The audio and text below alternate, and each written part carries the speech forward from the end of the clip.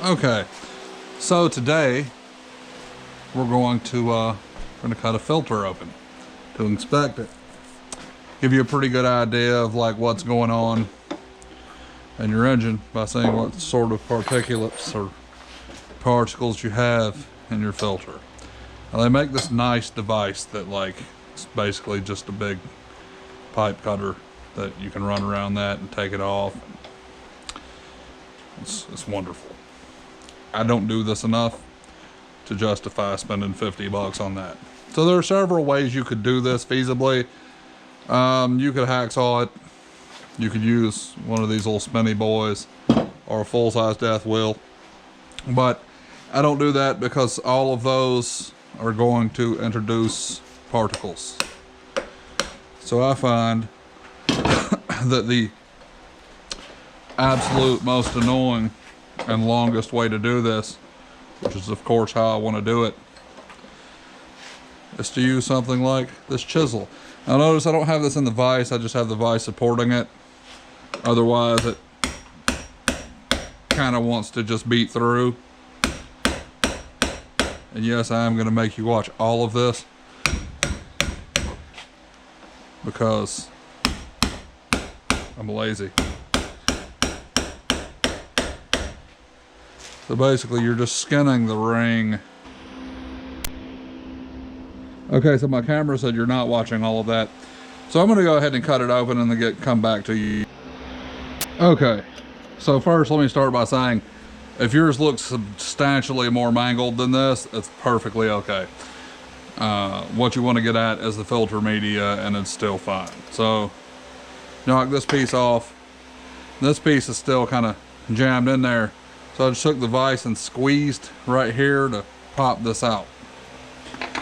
Okay, so this is, well, this has no anti-drain back valve apparently. So this is really what we want to see here, and of course it's gonna fight me.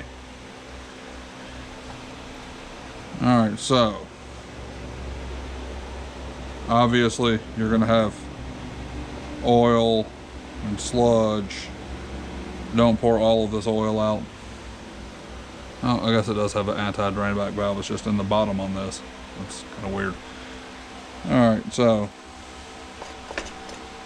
that's not going to come out yet. So we have this. You absolutely can't see in there because it turns out it's black. We grab a light.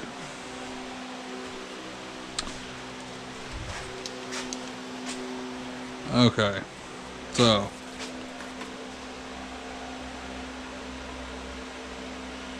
see in the filter, that little thing, there's the drain back valve. What you're looking for in here with this little last bit of oil is any sort of glitter. Now, one thing that I like to do, because, well, it tells the tale, I really was not as prepared for this as I should have been.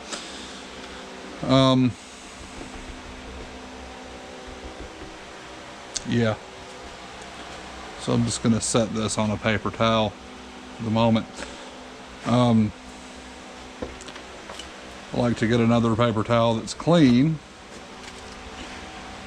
put it over whatever I'm draining my oil into,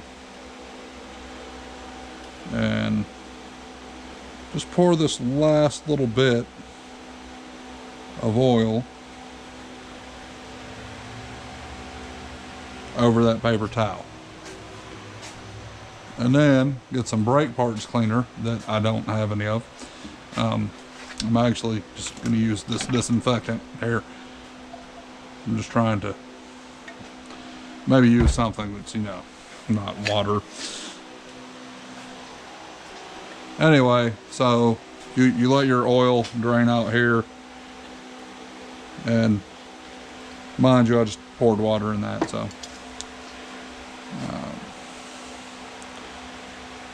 just kind of wrap it up, give her a squeeze the oil through, then open it back up also helps to use a, that's what I mean about this light. I hate this light.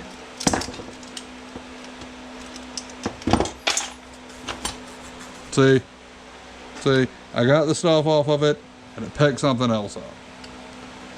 But it won't stick to a hood to save your life. So, you get your towel here. And what you're looking for is flakes.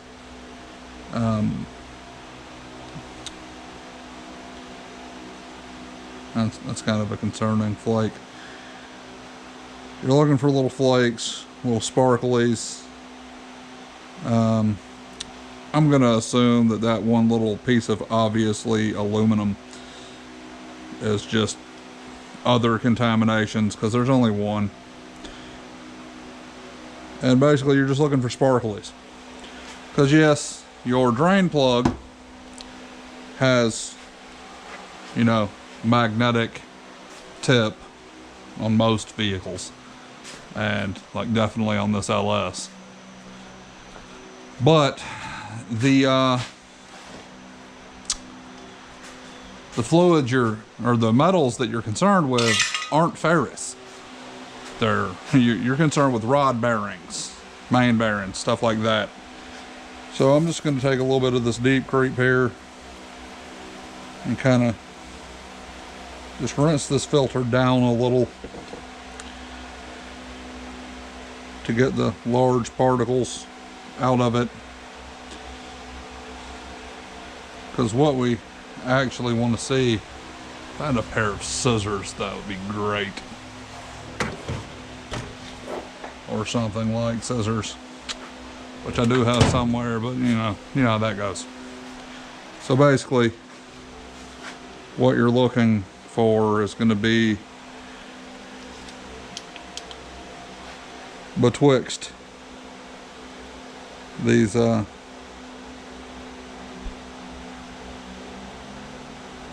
little pleats here in this paper. And you know, I got something better to clean that off with. What I generally will do is, like, I'll just pick a side of it. Super cheap filter, never mind. Okay, so you really want to open the pleats up, because it's just a row of them, kind of like an air filter. It's just wrapped around the separator. And you can find the same on a really cheap filter. And now you can pull this apart.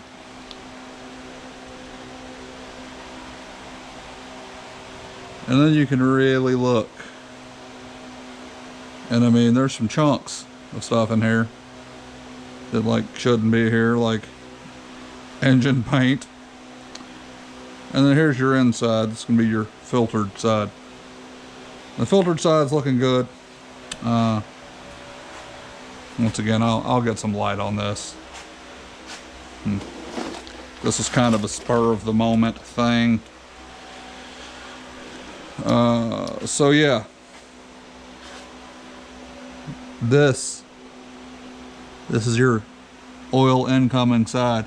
Thankfully, I apparently got a bunch of orange paint in horrible places. So you can see the little orange specks and all these little, it looks like there are twigs in my engine. But you can see all that and how bad that looks. And then you flip it around, you can see it's nice and clean. It's done its job. It's kept all the gross out, or some of the gross out. Obviously, these filters do have bypasses in the event that one of these becomes too clogged. And I mean, this thing looks bad. Like, this motor didn't look this bad on the inside, but I mean, you got sludge. Yeah, I may get me some stuff to pour in the oil to check that out. So another thing that I do, and I realize this is kind of strange, so I will hang my filter material over a drain pan, of course, and just let it sit and do its thing and drain down. And once it dries up some, you can really get like a better story. Another thing you can do is kind of pan the oil that came out. In this case, I dumped it into a dirty bowl because I wasn't really worried about all of that. In reality, my truck, my black truck, I'm about to do a turbo setup on it, and of course I'm going to do a series for that. But I'm going to have to pull the motor to use the hot side I want to use. I'm told that the Hooker Blackheart hot side, which looks the nicest to me and gives me the ability to put my turbo where I actually want it, which is out of the way of AC, apparently contacts the frame in these trucks just barely. So I'm going to have to pull the motor to do some fabricating on the frame anyway, apparently. And while it's out, I need to gap the rings, and if I'm taking it apart, I'm getting new bearings, probably, you know, new cam bearings, rod bearings, and main bearings. Do some fresh rings, bust a hole in it. You know, nothing too fancy or unnecessary, you know, like, I don't even know what that is. Oh, I didn't know that zoomed. Anyway, basically I'll probably do some Gen 4 rods and some 4/8 pistons just to get that little bump in compression. And I don't know, maybe grab some 243 heads or build a 408 stroker. Might as well really gets me. Anyway, so that's why I wanted to look at the filter to make sure there were no big chunks in it. But that's also why it doesn't matter, because I'm about to get into the motor anyway. I suppose if it was too bad, I was probably going to pick up this L33 just to have an aluminum block. But we'll see how that all goes. Got the stuff ordered, so I'm going to do a series on it. Hopefully that's helpful to somebody. Anyway, hope you guys have a good weekend. Thanks for watching. Like, share, subscribe, send me cookies, whatever. Have a good day.